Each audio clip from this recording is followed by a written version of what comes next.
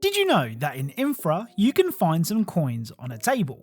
And you can use those coins to buy yourself a drink from the vending machine. The trouble is, this room clearly says no drinks. But if you're a rebel, you can enter the room with a drink, which will unlock the Anarchist achievement. I know we don't usually cover achievements in these videos, but this one did make me laugh. Hello and welcome to Hidden Video Game Details, the series that aims to show you the things that you may have missed in your favourite games so that you can look really clever in front of a sausage dog. Oh, and since I mentioned it a couple of videos ago, you guys have been subscribing by the bucket load, which is awesome. As things stand, we are just 79,000 subscribers away from 1 million. So if you haven't already and enjoy my videos, please consider subscribing today. Anyway, without further delay, let's get started. Right, let's begin today's video with Black Ops 6. Now, we've already made 2 whole videos dedicated to the latest entry in the Call of Duty series. But you guys keep suggesting new and interesting things to find, so here we are again. Now, when it comes to Black Ops characters you can rely on for a funny voice line, I'd argue that either Adler or Woods are your go-to guys. Both of them are known to make jokes at super inappropriate times, but they're also not shy of chucking in the odd F-bomb for pretty much no reason whatsoever. With that in mind, the funny Black Ops 6 voice line for today's video can be heard when playing as Adler in the game's zombie mode. One of the upgrades that you can equip your gun with is Brain Rot, which will turn an unlucky zombie into an unlikely ally. Well, on very rare occasions, when turning a zombie, Adler will say this. Mind if I call you Bell?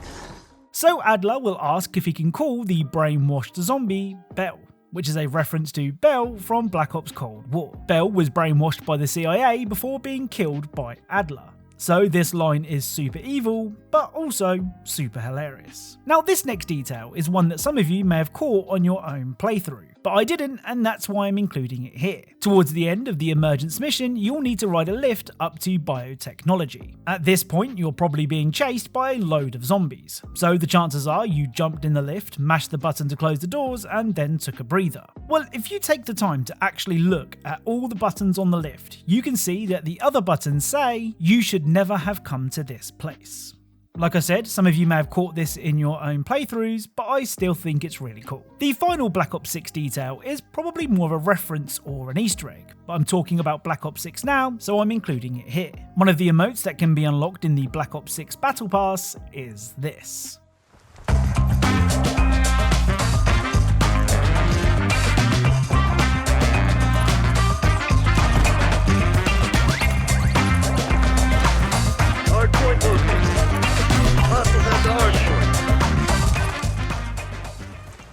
So this funky dance, accompanied by equally funky music, is the same dance performed by Australian breakdancer Rachel Ray Gun Gun, who performed the same routine at the 2024 Olympics. I'm pretty sure that Ray Gun has spoken out about the negative attention that she's received since the Olympics, so including her now infamous dance as an emote is a strange decision. Now, Alan Wake 2 is full of moments that will have you questioning what you just saw, and a perfect example of this can be seen when exploring some underground tunnels. As you enter the dark and gloomy passageway, a mural of a man can be seen holding an axe. And I know what you're thinking, there's nothing unusual about that. As you head further into the tunnels, you can see the Axeman again. And again, you might think that this is pretty normal. Well, if we head back to the first Axeman, he is no longer there, which is strange. Once you reach the end of the tunnel, the Axeman can be seen for a final time, and he is now no longer in the position that we last saw him. That means that despite seeing the mural in 3 different locations, there is only one Axeman.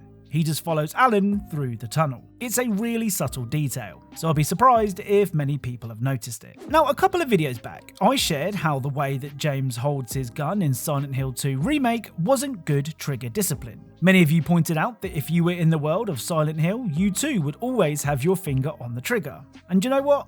I agree. The thing is, there is a reason that people don't keep their finger on the trigger. And you can actually see an example of that in-game. After picking up the pistol for the first time, there is a chance that this will happen.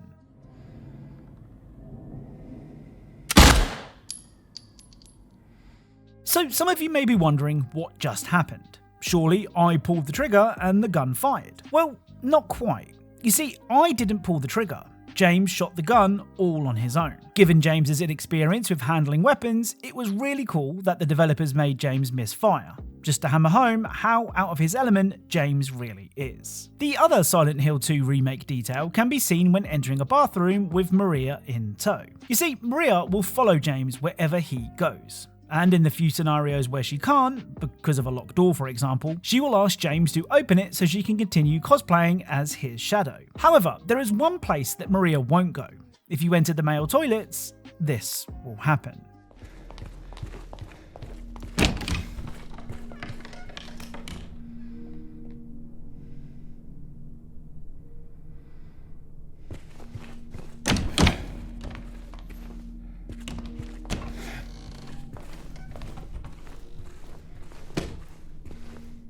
So despite the very obvious dangers that the pair are facing, Maria will not enter the male bathrooms, instead choosing to wait outside, which is pretty funny. Now, if I attempted to explain this next game to you, words wouldn't do it justice. So instead, here is 10 seconds of gameplay. Oh, and if you're sensitive to flashing lights, you might want to skip this part.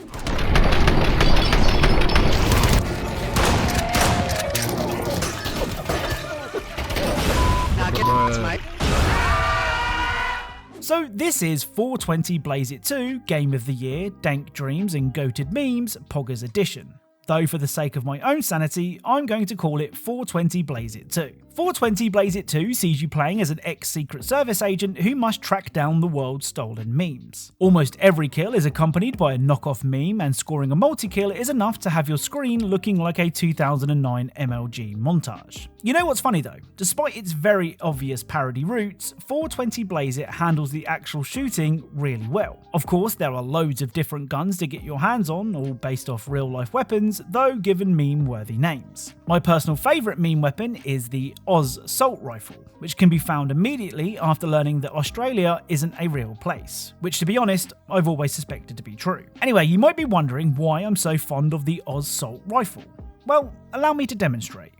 Flanker, dropkick, loser, tosser, bell end, dropkick, bell end, arrow, loser, arrow, shithead, yeah, shithead, bogan, loser, arrow, fuckface, dropkick. So along with all of the dank memes, each shot of the gun is accompanied by some Australian swears, which may be immature to some of you, but is really damn funny to me. Oh, and reloading the Oz Assault Rifle also flips enemies off, because of course it does. So one of the missions in 420 Blaze It 2 sees you trying to collect enough money to buy a new TV. You do this by selling your car, other people's cars, and generally taking anything that you can get your hands on. After accumulating enough wealth, you can start to play the stock market. And there are lots of companies all desperate for you to invest. Well, if we take a look at the names of each of these companies, we can see that it spells out, I like thick stonks and I cannot lie, which for some reason I found really funny. The final detail is also funny, but for different reasons. To make sure players don't get lost in their games, developers have taken to using yellow paint on climbable ledges so players know where to go. The thing is, Area 51 management aren't so keen on yellow paint, and have put this notice in place to warn staff to stop using yellow paint as people are instinctively climbing it whenever they see it, which is pretty funny. So that's it. If you know of any cool things in games that you think I should check out, then please leave them down in the comments. Big or small, obvious or not obvious, if I think it's cool, I'll include it in a video and of course credit you like these people here. Remember, the one rule is we cannot have featured it in this series before, so bear that in mind. As always, thank you all for watching, and I'll speak to you all soon.